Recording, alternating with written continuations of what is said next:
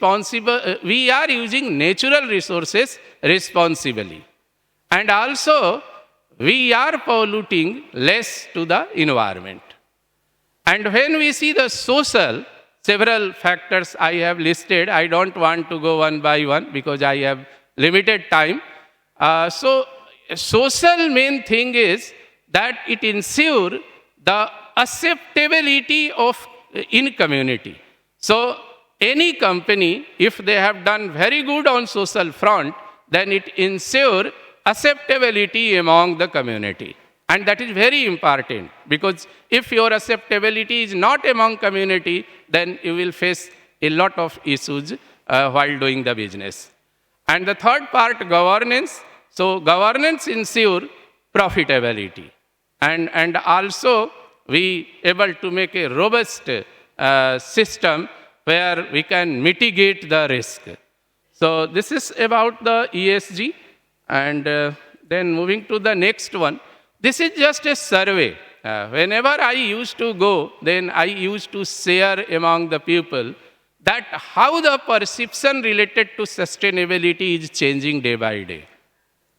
So in 2019, when survey was conducted, this is in India, and when it was conducted, then it was found that the people talk about sustainability because it may enhance the profitability and maybe return will be higher.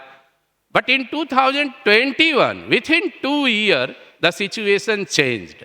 And the survey is showing that now people want sustainability because of brand reputation and because of the value creation by the sustainability. And sustainability creates a lot of value. Means personally, you will ask from me, and when we embedded sustainability inside our UPL, then in last 5 years, we have decreased nearly 30% environment footprint.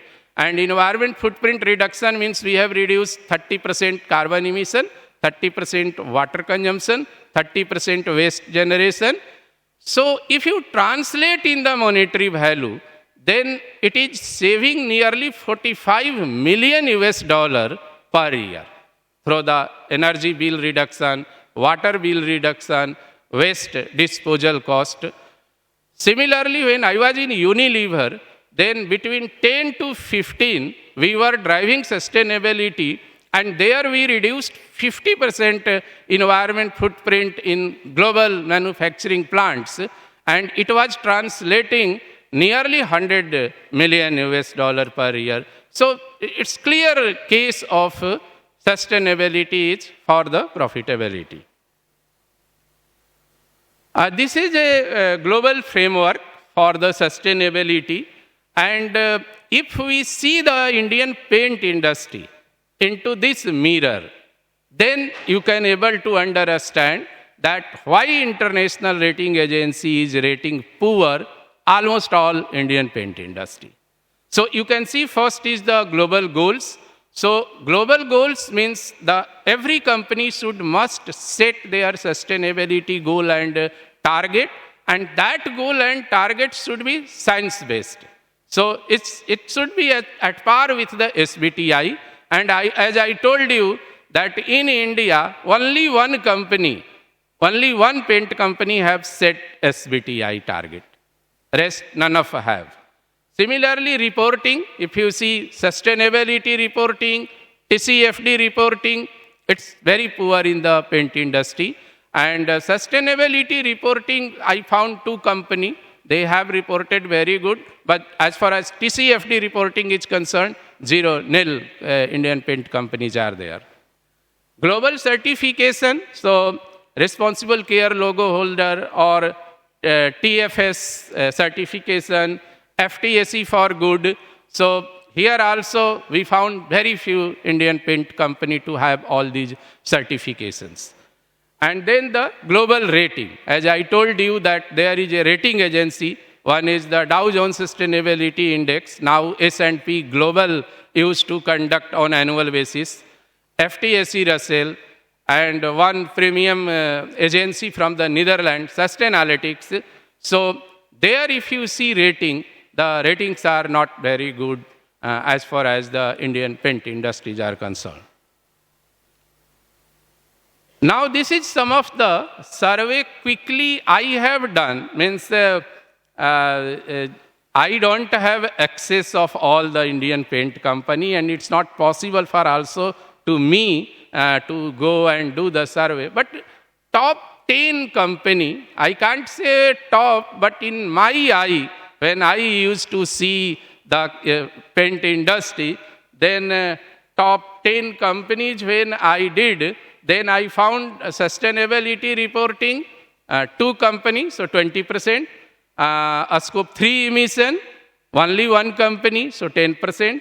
And science-based target, only 1 company have set 10%. TCFD, 0%. And when I calculated the average score at Dow Jones Sustainability Index, then for Indian paint industry, it was coming 16.4. And that is only in 10. Maybe the top 10 companies. If we make the average of all the Indian paint companies, then it will be even lower. And you can see the Nifty 50, how the Nifty 50 listed company has performed. So even a Nifty 50 company, which is the top 50 listed company in India, their position is also not very good, but as compared to paint industry, they are good. Because 68% they have sustainability report, 44% they have a scope 3 emission in place, 12% science-based target they have set, 24% they have reported TCFD reporting, and if we see Nifty 50 companies average score at Dow Jones Sustainability Index, then it is 48.9. So this is about the global framework scenario, how the industries are. This is also one of the result you can see about the Indian paint companies, and maybe you will see that I am not talking much more good about the Indian paint company, but this is the reality. I am showing you the reality that how this 10 company I have done at the Dow Jones Sustainability Index score, and you can see that this narrow leg, Kasai narrow leg, they have 53, highest score out of 100. And then second is Asian Paint, 40. And then you can see only 5 companies have some score, and the rest nil is there. So this is about DJSI score, and you can also see the under DJSI, environment, social and governance, what is the score. And all are out of 100. So moving to the next. So actually after going through all the mirror about the sustainability for the Indian paint industry, I suggest that Indian Paint Association must have to do something. Like in Indian Chemical Council, we are doing. So in ICC, I am chairing the task force on carbon neutrality group. And there also situation was not very good. When we did the research, then even in totality chemical industry in India, they also poor on several fronts. So we constituted one task force on carbon neutrality, and I am chairing that group, and 7 members are there.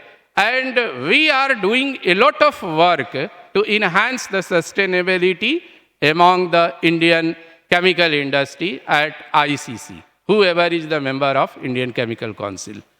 And I feel that in Indian Paint Association also, they should set up the task force on the carbon neutrality or on the sustainability. And if in a collaborative manner, if we do, then we can get a better result. Now this is about scope 1, 2, 3 emissions. So I don't want to go in detail, but what I want to present here, that it's very important for any company to know that how much a scope 1 emission is, how much 2, and how much a scope 3 emission. And a scope 1 emission is the emission which is inside the premises of manufacturing plant, A scope 2 emission is a emission which happens somewhere else but getting used inside the plant, like electricity and purchased steam, they comes under the scope 2. And a scope 3 emission is a emissions which happens through the raw material supplier. So purchase goods and services. So a scope 3 emission always happens to be very, very high as compared to 1 and 2.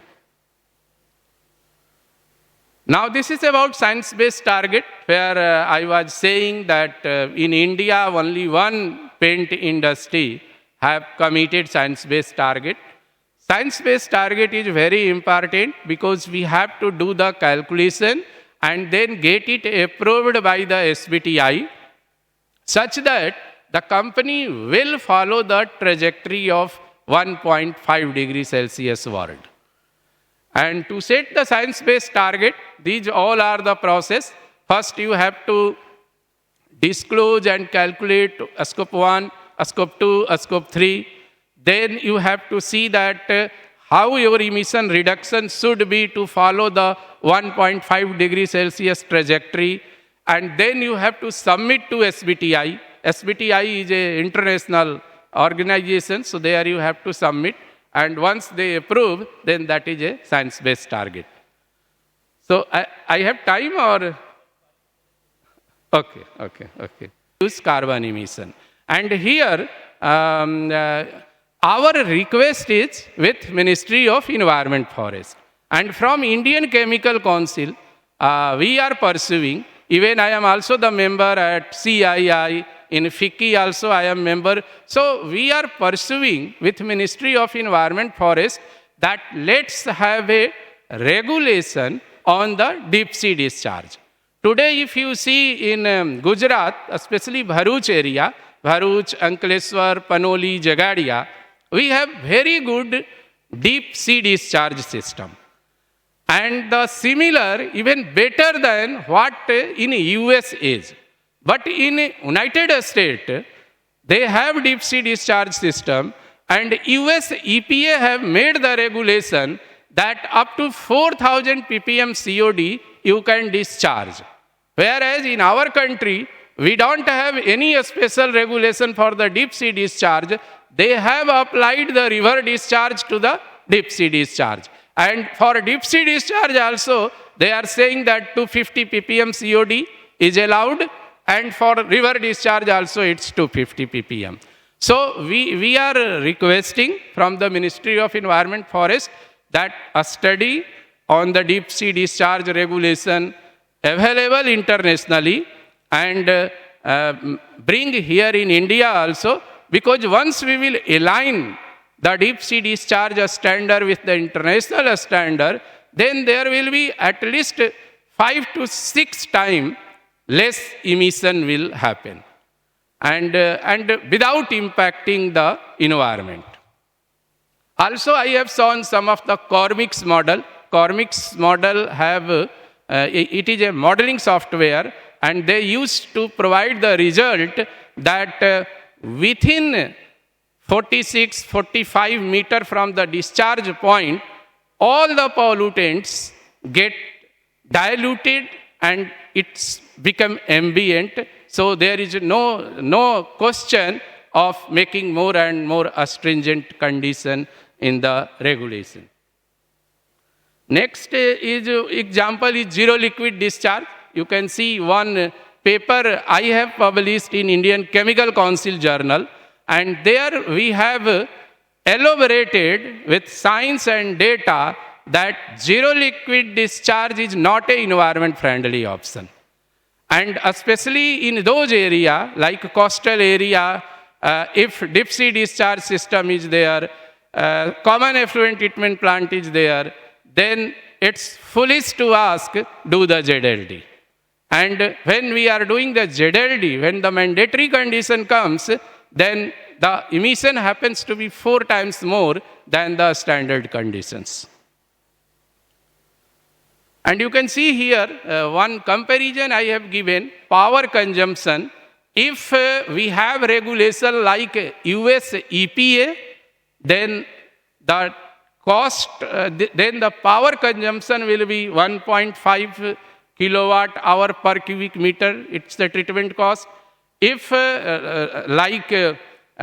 have the ETP discharge norm, then 8, and ETP to meet ZLD, it is 32. So how you can see the power consumption go on increasing, and also the carbon emission is directly proportional to power consumption. So carbon emission also go on increasing. So we are saying that there is yes, industry should take care of sustainability. Industry should take care for the energy efficiency, reducing the energy consumption, reducing the carbon emission. But at the same time, we have to also look at our regulations, and we need to align our environmental regulation with international standard such that in coming day we can reduce the carbon emission. So now I shall conclude my talk with the three things. One is that targeting and reporting is very important. And second is going forward, if we want to achieve the carbon neutrality, then we have to change the energy mix, and we have to use more and more renewable energy, and we have to reduce fossil fuel use. And the third is the regulatory reform is needed to achieve the carbon neutrality. So with this, I shall conclude my talk. Thank you. Thank you. Thank you so much. Requesting sir to please be there on the stage. Can I request Mr. Rajiv Raj Gopal sir to please join us on the stage? He's the head of AkzoNobel India, to felicitate sir and just present him a memento, thanking him for giving us his valuable time and hoping for a better world tomorrow.